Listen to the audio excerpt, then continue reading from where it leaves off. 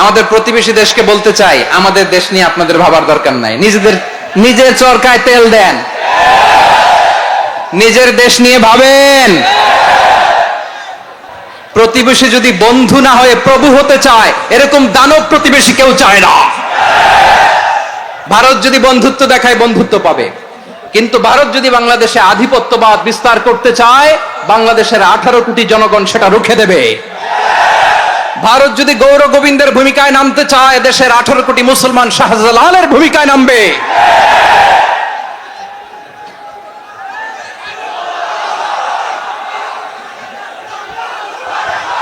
Doctor Yunus উনি সব রাজনৈতিক নেতৃবৃন্দদেরকে ডেকেছেন একটা ইস্যুকে কেন্দ্র করে। তার মানে গোটা বাংলাদেশ এক হয়ে গিয়েছে। আমরা সবাই উদ্বেলিত হয়েছে, উচ্ছ্বসিত হয়েছে, ঠিক কিনা বলেন?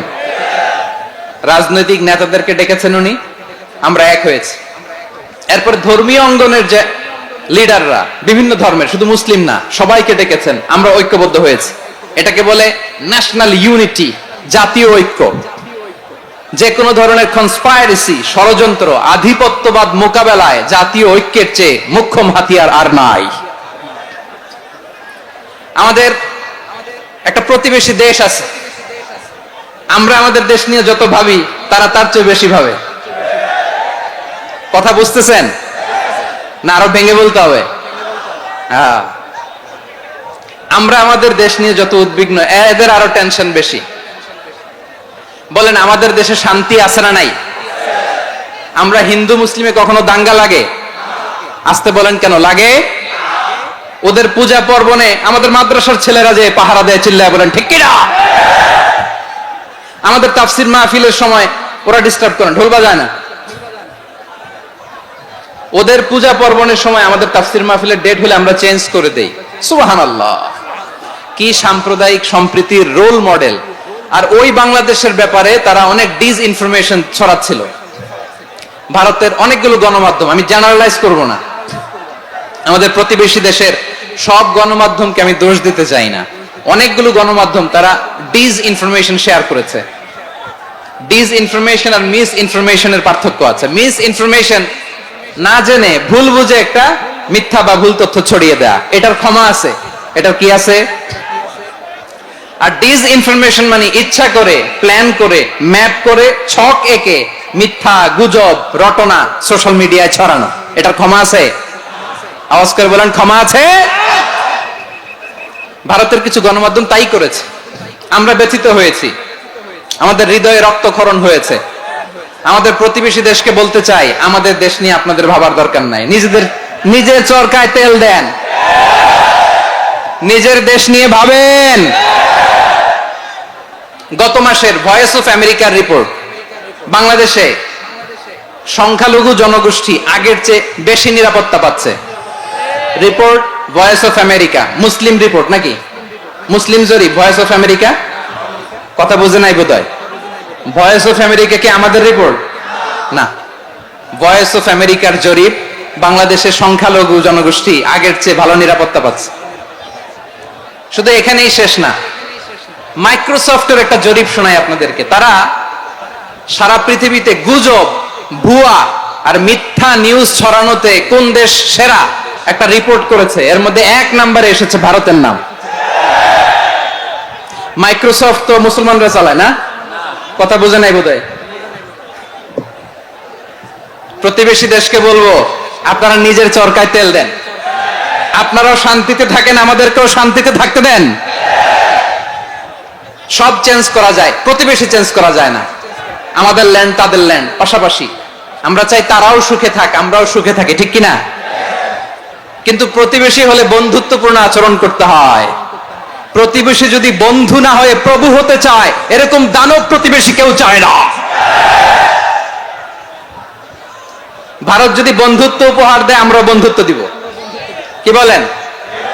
তারা যদি বন্ধুসুলভ আচরণ করে, আমরাও বন্ধুত্ব উপহার দেব। কারণ আমাদের পররাষ্ট্র নীতি হচ্ছে সবার সাথে বন্ধুত্ব, কারোর সাথে বৈরিতা নয়। আলহামদুলিল্লাহ বলেন, কত চমৎকার পলিসি আমাদের। আমরা নির্বিবাদী, আমরা বাংলাদেশিরা শান্তিকামী। We are proud of that. এজন্য আমরা গর্ববোধ করি। আমাদের পররাষ্ট্র নীতি সবার সাথে বন্ধুত্ব, কারোর সাথে শত্রুতা নয়। তাই প্রতিবেশী দেশকে বলবো, আমার ভাইয়েরা, আপনারাও আমাদের ভাই। বন্ধুত্ব দিলে বন্ধুত্ব পাবেন। বন্ধুত্ব ইজ ওয়েলকাম, দাদাগিরি নয়। বন্ধুত্ব ওয়েলকাম, দাদাগিরি নয়। Loud and clear. ভারত যদি বন্ধুত্ব দেখায়, বন্ধুত্ব পাবে। কিন্তু ভারত যদি বাংলাদেশে আধিপত্যবাদ বিস্তার করতে চায়, বাংলাদেশের 18 কোটি জনগণ সেটা রুখে দেবে। ভারত যদি গৌর গোবিন্দের ভূমিকায় নামতে চায়, দেশের 18 কোটি মুসলমান শাহজালালের ভূমিকায় নামবে।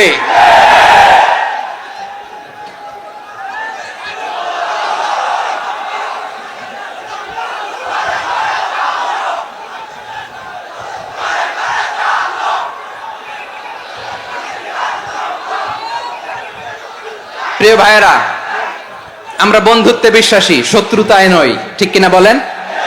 আল্লাহ আমাদেরকে বোঝার তৌফিক দান করুক। তাহলে এই যে তারা বলেছে এদেশে সংখ্যালঘুরা কষ্টে আছে, দুঃখে আছে, এটা কি ঠিক? বলেন, এটা কি ঠিক? না, তারা ডিস ইনফরমেশন শেয়ার করেছে, এটা ঠিক নয়। আমার প্রতিবেশী বন্ধু রাষ্ট্রকে বলবো, আপনারা এটা করবেন না, এটা করবেন না। আমরা শান্তিতে আছি, আপনারাও শান্তিতে থাকেন, আমাদেরকেও শান্তিতে থাকতে দেন। এই যে চিটাগাং এর অ্যাডভোকেট আলিফ হত্যাকাণ্ডে গোটা বাংলাদেশ আমরা ধৈর্যের পরাকাষ্ঠা দেখিয়েছে। চিল্লায় বলেন ঠিক কিনা? আমাদের নেতা আমাদেরকে ডেকেছে, আমরা শান্ত থেকেছি। আমরা শান্ত থাকতে চাই, আমরা ঐক্যবদ্ধ থাকতে চাই। যে কোনো ষড়যন্ত্র রুখে দেওয়ার জন্য ঐক্যবদ্ধ প্রচেষ্টার কোনো বিকল্প নাই। তাই আজকের আলোচনার ছোট্ট একটা টপিক আমি শিরোনাম ঠিক করেছি, আমাদের জীবনে, সমাজ জীবনে, ধর্মীয় জীবনে, রাষ্ট্রীয় জীবনে ঐক্যবদ্ধ থাকার গুরুত্ব। এবার আওয়াজ করে পেকুয়ার ভাইয়েরা বলেন, আমরা ঐক্যবদ্ধ জীবনযাপন করতে চাই কি চাই না? আল্লাহ তাআলা সে নির্দেশনাই দিচ্ছেন। আল্লাহ তাআলা ইরশাদ করছেন, ওয়া'তাসিমু বিহাবলিল্লাহি জামিআন ওয়া লা তাফাররাকু ওয়াযকুরু নি'মাতাল্লাহি আলাইকুম إذ كنتم أعداء فألف بين قلوبكم فأصبحتم بنعمته إخوانا وكنتم على شفا حفرة من النار فأنقذكم منها كذلك يبين الله لكم آياته لعلكم تهتدون الله أكبر পড়েন। আল্লাহ বললেন, ও গোলামেরা শোনো, ওয়া'তাসিমু বিহাবলিল্লাহি জামিআ, ও আমার গোলামেরা সবাই মিলে আল্লাহর রশিকে আঁকড়ে ধরো। আল্লাহর রশি হলো ইসলাম, আল্লাহর রশি হলো কোরআন। আল্লাহ বললেন, কোরআনকে আঁকড়ে ধরো, ইসলামকে আঁকড়ে ধরো। একা একা আঁকড়ে ধরলে চলবে না, জামিয়া, সবাই মিলে আঁকড়ে ধরো। এই আদেশটা আমাদের জন্য দান করেছেন কে? আল্লাহ তাআলার নির্দেশ, ওয়া'তাসিমু বিহাবলিল্লাহি জামিআ, সবাই মিলে আল্লাহর রশিকে আঁকড়ে ধরো। হাবলুল্লাহ মানে আল্লাহর রশি। হাবলুল্লাহ মানে কি? রশি। এই হাবলুল্লাহ আল্লাহর রশি বা আল্লাহর রজ্জু দ্বারা উদ্দেশ্য হচ্ছে ইসলাম। আল্লাহর রশি দ্বারা উদ্দেশ্য কি? তাফসিরে অনেক ব্যাখ্যা এসেছে। এরকম পরিস্থিতিতে তাফসিরের সূক্ষ্ম সূক্ষ্ম বিষয়গুলো আমরা শোনাতে চাই, কিন্তু পরিবেশ হয়ে ওঠে না। আল্লাহর রজ্জু বা আল্লাহর রশি দ্বারা উদ্দেশ্য হচ্ছে ইসলাম। আল্লাহর রজ্জু বা আল্লাহর রশি দ্বারা উদ্দেশ্য হচ্ছে কোরআন। কারণ কোরআন আমাদেরকে ঐক্যবদ্ধ করে, ইসলাম আমাদেরকে ঐক্যবদ্ধ করে। চিল্লায় বলেন ঠিক কিনা? এজন্য আল্লাহ বললেন, তোমরা আমার রশিকে আঁকড়ে ধরো, বিচ্ছিন্ন হয়ে না। আমার দেয়া নেয়ামতগুলো স্মরণ করো।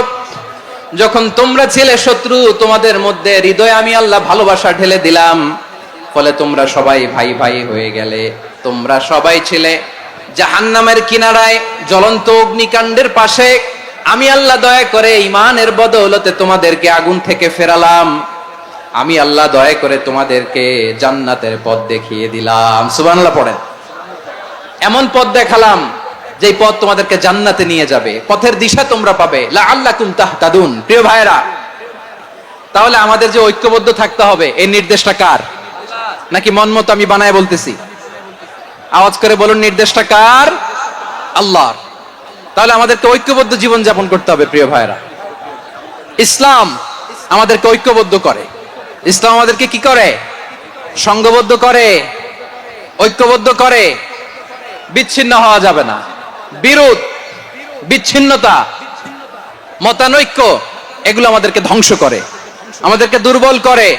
আর আমাদের ঐক্যবদ্ধ প্রচেষ্টা আমাদেরকে বিজয়ের দিকে এক ধাপ এগিয়ে নেয়। চিল্লায় বলেন ঠিক কিনা? এজন্য আল্লাহ বললেন ওয়াতাসিমু বিহাবলিল্লাহি জামিআ, তোমরা আল্লাহর রশিকে আঁকড়ে ধরো, তোমরা ঐক্যবদ্ধ জীবন যাপন করো, তোমরা বিচ্ছিন্ন হয়েও না। বিচ্ছিন্ন হইলে লস, ঐক্যবদ্ধ হলে সেখানে কল্যাণ আছে না নাই?